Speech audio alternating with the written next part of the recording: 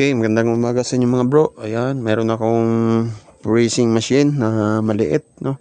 So nabili ko lang yan sa online. Ngayon gusto kong i-share sa inyo, no. Magpipress ako ng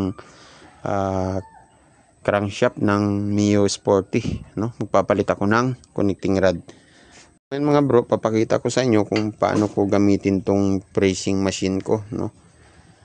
So naisip ko lang na i-share sa inyo mga bro, no. Dahil alam ko na importante ito, lalo na pagka mekaniko ka, no.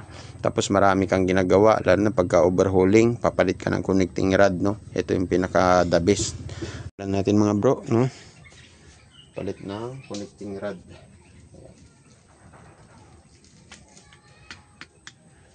Lalagay ko itong sigunyal. Yan, papasok yung bearing dyan. Tapos ipipress ko. Yan, mayroon ako mga spacer dito mga bro na connecting rod pin. Yan, iba-ibang haba, iba-ibang sukat.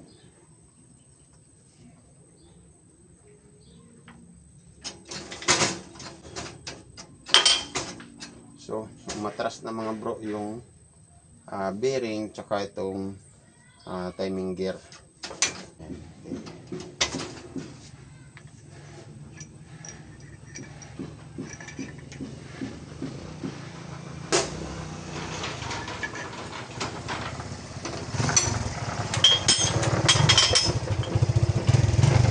Titirahin naman natin itong kabila mga bro.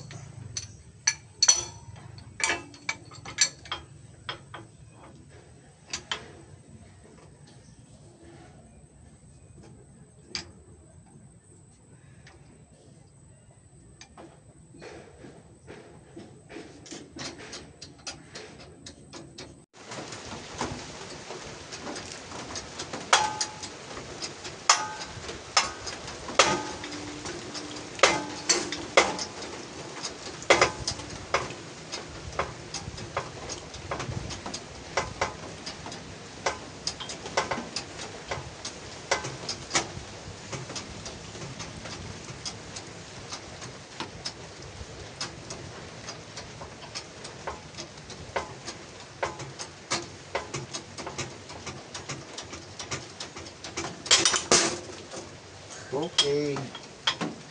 Yan. So, umabot lang siya ng 6 tons mga bro, no? 5, 6, umabot lang siya ng 6 tons. So, tanggal na yung kanyang connecting rod pin. Yun. Ito na yung bagong connecting rod mga bro. Mio.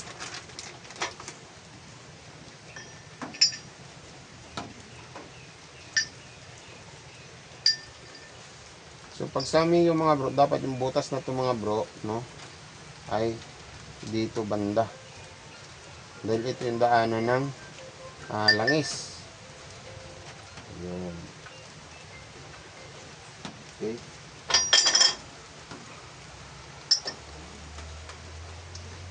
Tapos lalagyan natin ng spacer sa ilalim para hindi susobra yung pin. Okay.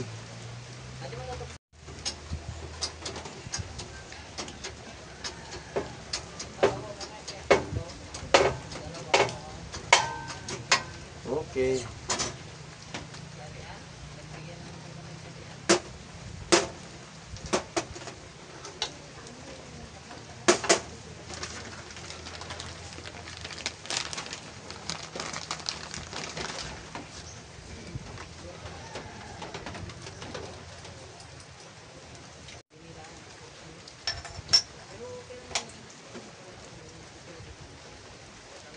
Tapos lalagyan natin ng langis mga bro, no?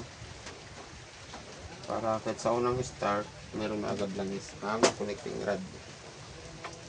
Okay.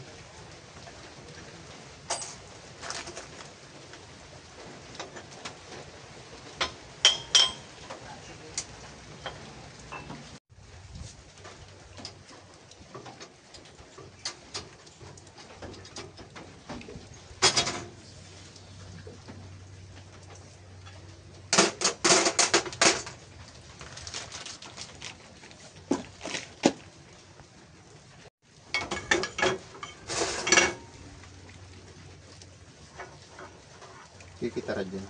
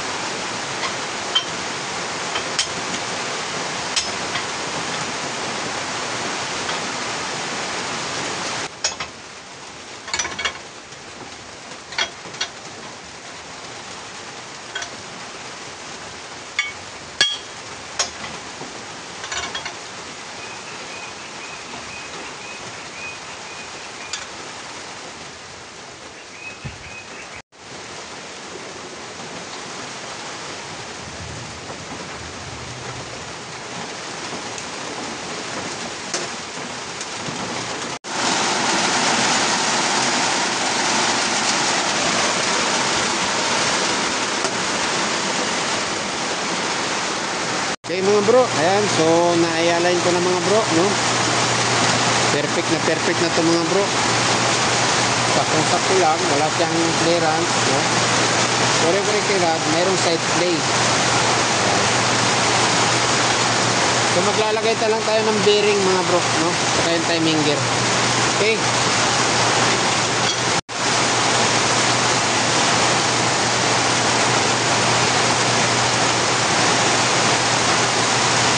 Medyo maulan mga bro, kaya medyo maingay yung panahon. Lakas ng ulan dito sa amin mga bro.